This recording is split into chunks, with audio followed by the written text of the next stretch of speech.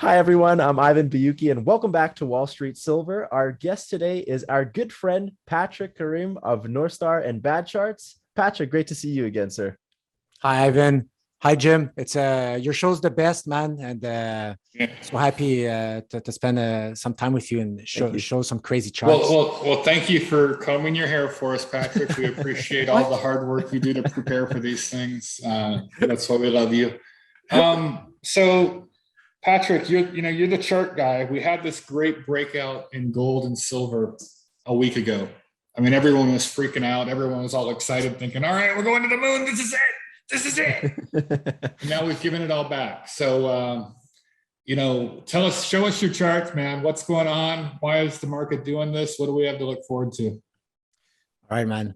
Well, I'm gonna share my screen, but you guys, the only way to survive in the silver market when I started I saw that gold was like breaking out against other world currencies back in 2018 versus Canadian dollar, Australian dollar.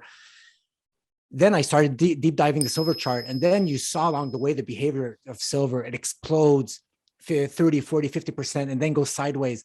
As soon as you understand that's like the behavior of silver, you can't look at the smaller time frame, guys, for silver. You just can't, because your emotional capital is going to get ripped to shreds. Your NAV, you're going to go crazy because you're over levered and you want to make $1 million overnight. This is not how you play the silver trade. The silver trade is the arbitrage play that gold opened the gateways, that the commodity sector opened the gateways, and silver, it lags and it outperforms after the bull market's open. And that's where you play silver. You're playing silver for that huge leverage play on gold and commodities, which is going to happen much later on. So you got to let that crescendo upwards. There will be huge gains along the way at the beginning, from 20 to 40 to 80. But the real gains is when you start going like triple digits, and then you go to those big targets I have for 5-6 years, where you could go like, I don't know, $200, $300, $400, $500, like a little later on. Mhm. But at the beginning, if you're trying to day trade this, you're kind of a dead man walking, because this is probably not the instrument to do that silver. Like, do some other low volatility stocks, but not silver. So So I see that you highlighted four different periods of time on the bottom half of this chart. What's the reason for that? Why is this happening now? I think it's happening again for the fourth time. exactly. Here is the producer price index. So the gateway, which is kind of cool, the producer price index, it's not, it's like you could say it's like the CPI. It leads the CPI, and it doesn't have the hedonics adjustment. So producer price index is the cost of gasoline for a producer, the cost of the metal, the wood, well, all his costs for the producer, the one who's creating the good, giving it to you, those are his costs. And you can't do adjustments on that. He needs whatever like raw materials he needs. And what I love is you have data, like I have data since 1913, so over 100 years of data. And then here, so the producer price index is this orange line right here, just seemingly goes up year after year after year. Mhm. And I just overlaid the silver chart. So now you see silver also tracks the producer price index, and it has these melt ups. But us as a chart trader, you don't want to have too much opportunity cost. You want to be able to say, okay, this is go time. The producer price index is about to explode. Silver's about to have one of these crazy run-ups.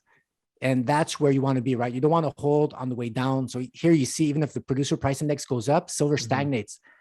Because I'm going to go to your question, Jim. The bottom, this is the key to unlocking when it's time that you could be expecting silver to explode. So I have the black line right here is the 14-year rate of change for the producer price index. And the blue line is a 7-year rate of change for the producer price index. Mhm. So that just means at any moment, I look at the chart, let's say the chart's right here, it's at 193%. That means 14 years ago, if I would have bought 14 years ago, I would be up 195% on my investment. And that's all it means, is how much the rate has changed over that period of time. If you look here in 1944, when the rate of change here below, both of them were negative. And as soon as they started coiling together, where the 14-year rate of change and the 7-year rate of change started getting synced together, look at that, I'll just zoom it in.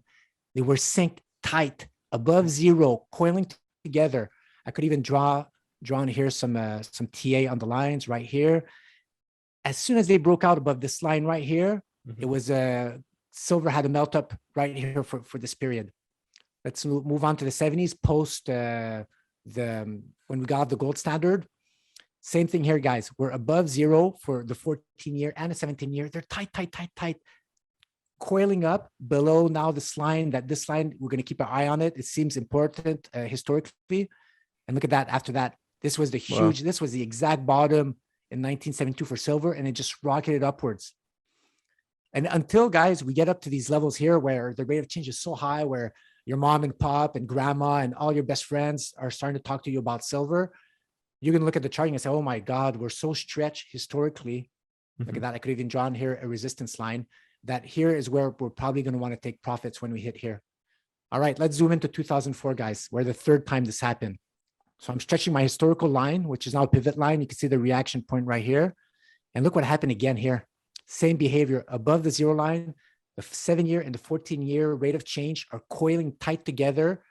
And as soon as that happened, we had a crazy bull run right here. That was pretty much the area where silver just racked up some nice gains, racked up some more gains right here. All right, so let's move to today, guys. Same thing happening again. The 14-year, 7-year, tight. They can't get tighter than that. And the 14-year is actually turning upwards. The 7-year is not letting up, full steam ahead. And it's above this historical pivot line. Here, can't get above. Once you get above, you retest. It's meaningful. Retest here, then get another leg up. Retest, breaks down. And right now, it actually retested here, try to break out the 14-year. And now it's just above right here, guys. Interesting. So you got to remove the noise. I know silver could go down 1% today, 2% down. It doesn't matter, guys, because silver, after that, it's going to play with your emotions. And for 5-6 days in a row, it's going to 3%, 4%. And you just won't believe it because you're going to be emotionally scarred because silver. Emotionally scarred. That's a good description for Wall Street Silver lately. Yeah. We are emotionally scarred. Yeah. I'm going to need therapy after all this, man. But Jim, it's so early until we hit this line here. I'm going to stretch that.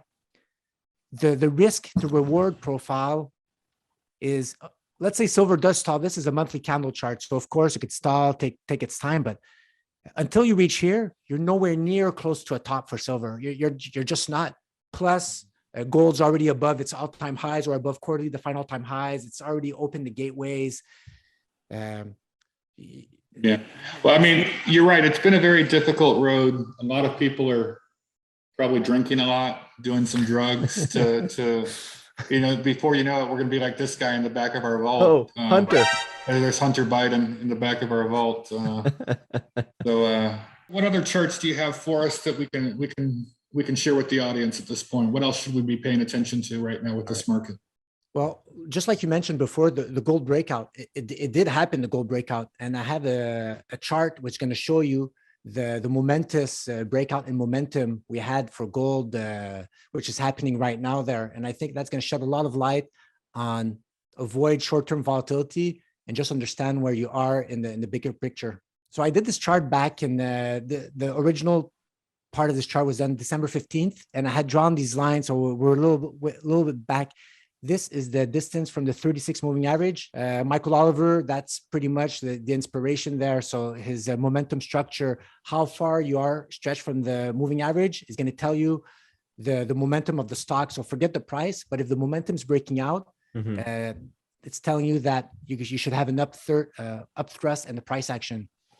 So back in December, the momentum was hitting this historical pivot line where I put all these arrows. So in TA, it's where there's most reactions on the line, whether it's from on top or below.